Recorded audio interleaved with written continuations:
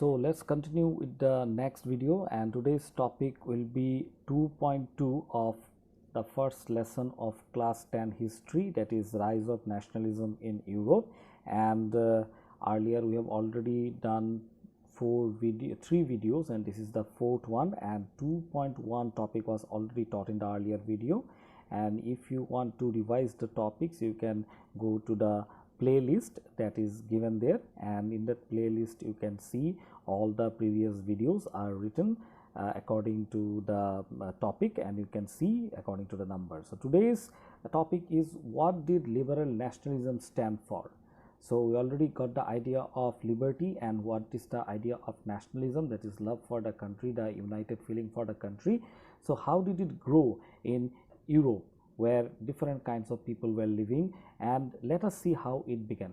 Ideas of national unity in early 19th century Europe were closely allied or close to the ideology or the opinion or the feeling of liberalism. So if you look at the ideology or what is the main opinion of liberalism, that is freedom, then you will understand that it came automatically in the minds of the people of Europe. So the term liberalism actually is derived from the Latin word or root called liber. Liber means free, liberty means freedom. So here all the people were actually dominated by the aristocrats and by the monarchs, and that is why they wanted freedom. And if they wanted freedom, then they had to fight for that, and this is how the idea of nationalism came in the minds of the people. For the new middle class people, that is the professionals, businessmen, etc., liberalism stood for freedom for the individual, for each person, and equality also they needed of all before the law. Because earlier, if you remember, in the French Revolution also we came to know that the people were divided into 3 states, and that is why the individuals of the people, those who were from the middle class and from the peasants, etc., they did not have any equality before the law. Many the people had to give tax, extra tax, increased taxation, and there was no equality before the law. Law was different for the rich people and law was different for the poor people.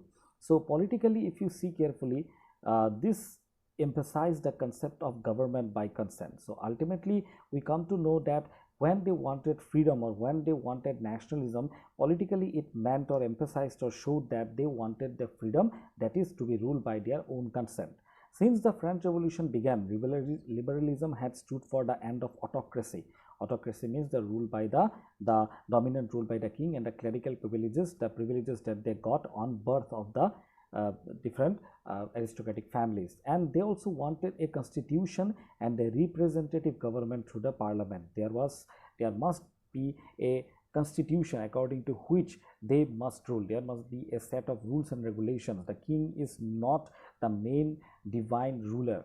And also the liberalism idea gave birth to a government that is called representative government, that is through elections and through the ministers and the representatives that would be elected, and they would be going to the parliament and they would be serving the people under different departments. Like we have democracy these days in our country and many other countries of the world. And the clerical privileges or the different kinds of aristocratic rights that were given only to the rich people, the noblemen, these all were all obstacles in the field or on the path of liberalism.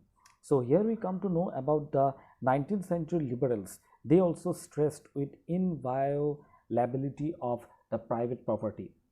Inviolability of the private property was that, like the people, those who were rich earlier, they only could buy property, the common people could not. So they said that even the other people, if they do hard work, if they do business and they earn a lot of money, they also should be able to procure the private property. Yet equality before the law did not necessarily stand for universal suffrage. So here you also come to know suffrage means right to vote. Earlier also you saw the women were always dominated by the males and they were not allowed to give vote.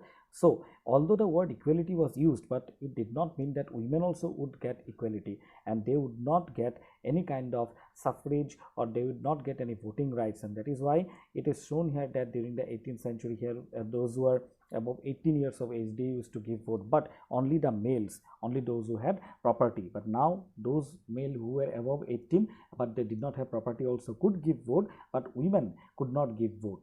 Why? Because this kind of domination was there earlier in the society. And you would also recall in the revolutionary France period, which marked the first political experiment in the liberal democracy, and that is why the experiment was that the right to vote, and this right to vote and to get elected was granted exclusively to only the property owning man. Those who were owning property, they only got the right to vote, but others did not get. So men without property, those who were male, but those who did not have property and did not pay tax also, and all the women, whoever it might be a rich woman, it might be a aristocratic family's daughter or woman, they were excluded from the political rights. They did not have any right to give vote, but only for a brief period, for a very small period under the Jacobins, under the Maximilian Robespierre, did all the adult males enjoy suffrage, but not women.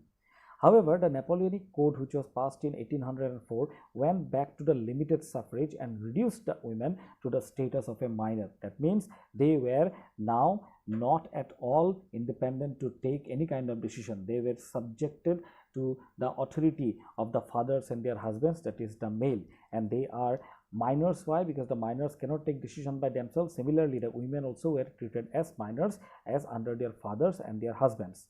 Through the 19th century and early 20th centuries, women and non-propertied men, those were poor men, they organized opposition movements. They said that we also need equality, and they demanded equal political rights. They also said that even though we are not giving vote, but we are the equal members of the country and we need the equal political rights.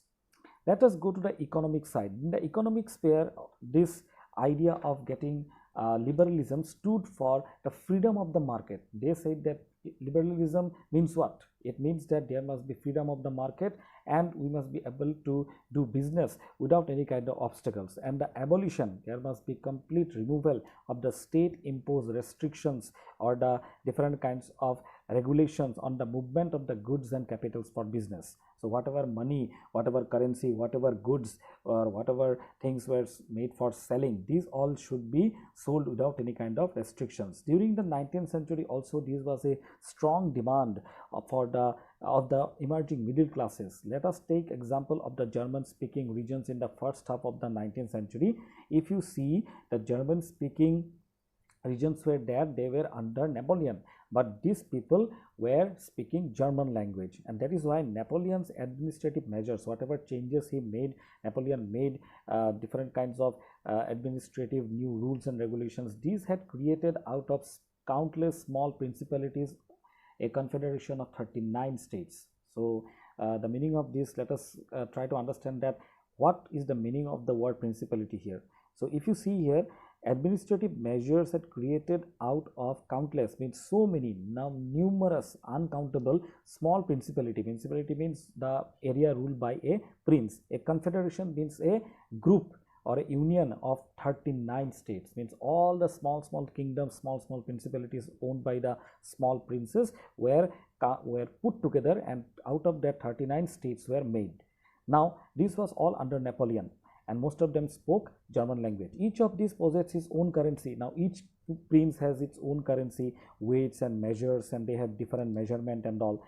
Just imagine a traveler or a merchant who is traveling in the year 1833 from Hamburg, one town, to Nuremberg, another such kind of principality. To sell his goods would have to pass through 11 custom barriers or 11 custom gates, and they have to pay customs duty or a kind of tax of about 5% to each one of them.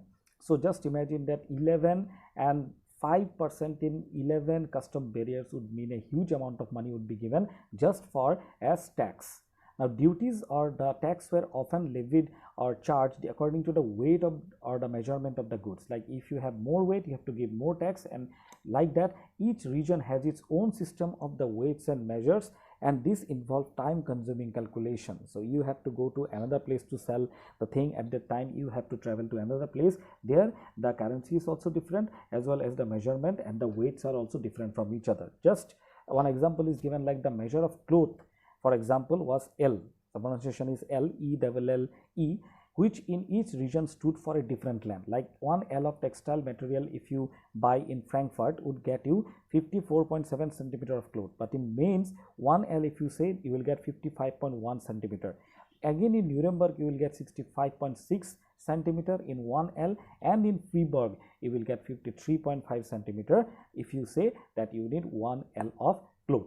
So you can understand that in 1L meant different kinds of measurement or centimeters for different places. So the people found difficulties in selling the cloth from one place to another. So this was the problem.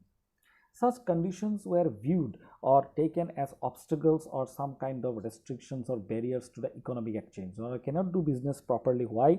And there cannot be growth also by the new commercial economic, these new classes, middle classes that were coming up. They argued that this should be stopped and there must be a creation of a unified or together economic territory. There must be an economic territory where all the people are using only one currency, or the measurement should be same, or the weight of the things must be same, and this will allow the unhindered movement that should not be stopped, the movement of the goods and people and capital also from one place to another. That is why in the year 1834 a customs union, a organization or Zollverein was formed at the initiative or at the request of Prussia, that is a country, and joined by most of the German states. So most of the German states that were under Napoleon, they and Prussia mainly, they started this union or this organization.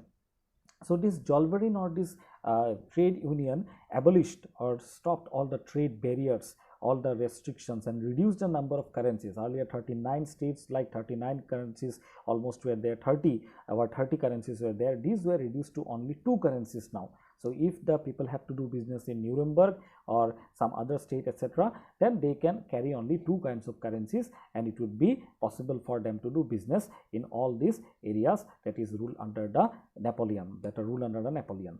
Now the creation of the network of railways, now new railways started. These also further stimulated or increased mobility. The people could move from one place to another easily, and harnessing or bringing together what economic interest to national unification. All were united now in the nation.